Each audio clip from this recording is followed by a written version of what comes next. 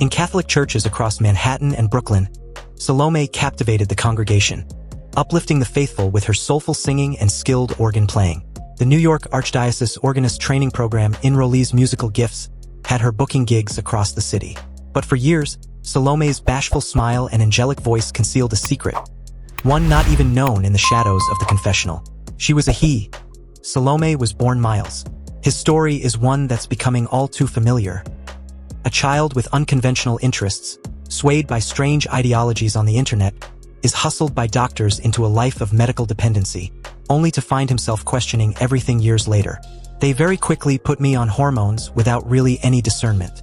Looking back, if I were a doctor, I would think this is a much larger decision than the kid thinks that it is, he tells the Post. Miles Yardley, as his female persona Salomé, arrived in the Big Apple in 2022 from his native Pennsylvania. He, then she, quickly became the toast of New York's downtown fashion scene.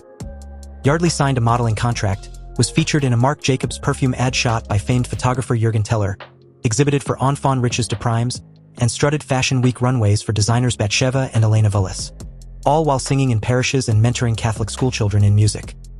Soon Yardley was a regular bohemian socialite, a fixture on podcasts, was even flown to Romania to meet the Tate brothers, with virtually everyone unaware of Salomé's secret. But a deepening Catholic faith and a medical scare led Yardley to question how he'd been living his life. Just as quickly as he burst onto the scene, early this year Yardley gave it all up and ditched Manhattan's trendy underbelly for a fresh start in sunny California. I had to move to LA to detransition because I was like, I don't want to have this conversation with people. I don't want to tell the people hiring me or the parents of the students that I teach that I'm actually a man. I just couldn't deal with that. Yardley, now 27, tells the Post from his new home in Los Angeles.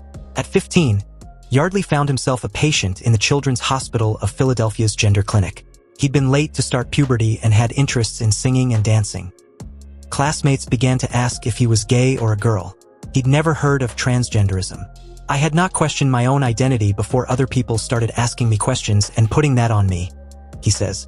After only his second appointment, a Children's Hospital of Philadelphia doctor put Yardley on androgen blockers and later estrogen therapy, calling him the perfect example of a transgender child.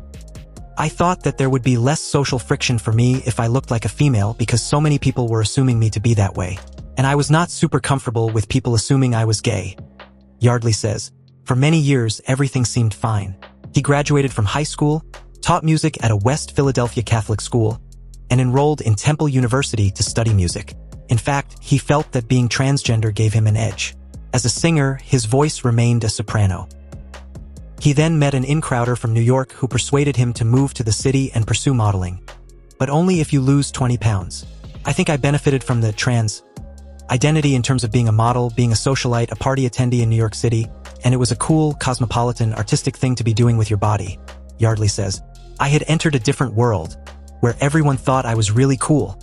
In April 2024, Yardley was diagnosed with pituitary adenoma, a type of brain tumor, and has hypothyroidism. Both conditions have suspected links to hormone therapy. At the same time, Yardley was becoming closer to people at his church, which he found a welcome reprieve from the cattiness of couture life. I realized that I'm hurting myself. I'm poisoning myself. I'm sterilizing myself. The normal things that bring meaning to normal people's lives I'm shut off from because I can't have children in this state. I can't do the normal things that bring normal people meaning, Yardley says of the moment he began to question the experts and trans ideology. When you're 15, you think, well, I'm a weird person. I don't need to worry about that. The long-term consequences were unimaginable to me. Since quitting estrogen in January, he's come to recognize other negative side effects. I was really crazy on the hormones, he said. I was mentally unstable and cognitively impaired. And generally fatigued, tired, not strong at all in ways that I'm only now coming to really understand. Yet the path has been a solitary one. The medical establishment abandoned Yardley on this new journey to live authentically. While doctors were all too eager to put him on life-changing medications, there's no protocol for what to do if a patient stops treatment. When that happens, doctors seem to simply lose interest. I've asked multiple doctors for advice, and they don't know what to do. Yardley says on stopping hormone treatment, a process that makes you feel physically awful. It's been difficult. They just say, you should ask someone else. At a certain point, how many other people can I ask before I just figure it out on my own? Even before President Trump's second term, in which the backlash against childhood gender transitioning has been swift and damning. The United Kingdom, Denmark, Sweden, Norway, Finland, and the Australian state of Queensland had moved to ban or restrict puberty blockers and cross-sex hormones for minors. X in a landmark June ruling, the U.S. Supreme Court upheld a state ban on so-called gender-affirming care for minors. This month, the Department of Justice launched an investigation into more than 20 doctors and gender clinics for minors. The nation's largest youth gender clinic, the Center for Trans Youth Health and Development at Children's Hospital Los Angeles, closed up shop Tuesday, citing the Trump administration. The White House also just announced it will cut federal funding for hospitals that provide minors with gender transition procedures. Yardley has joined the fight, although he's never thought much of himself as an activist. He's suing the Children's Hospital of Philadelphia for medical malpractice.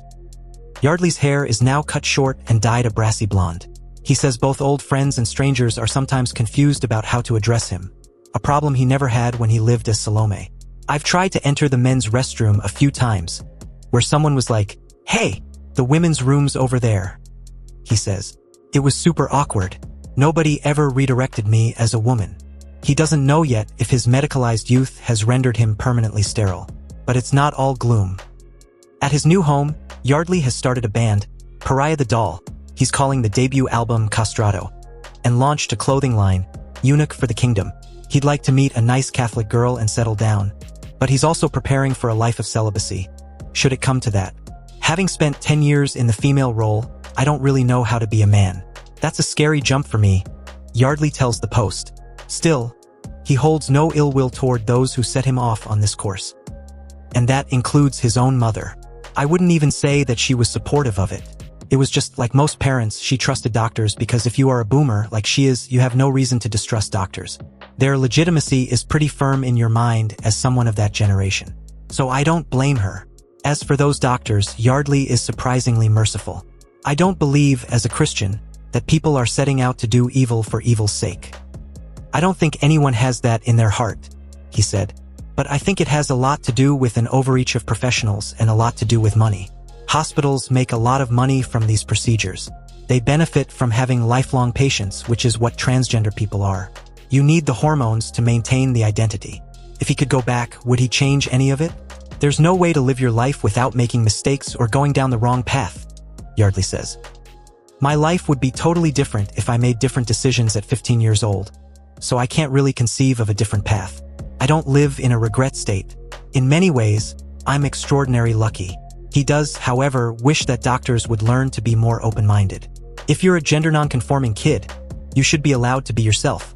I think that was the biggest problem. I didn't feel like I could be confident in who I was. And if that person happens to like singing and dancing and cooking and Barbie dolls, who really cares? You can be a boy who likes that," Yardley says. "At the time, nobody in my life told me that was possible.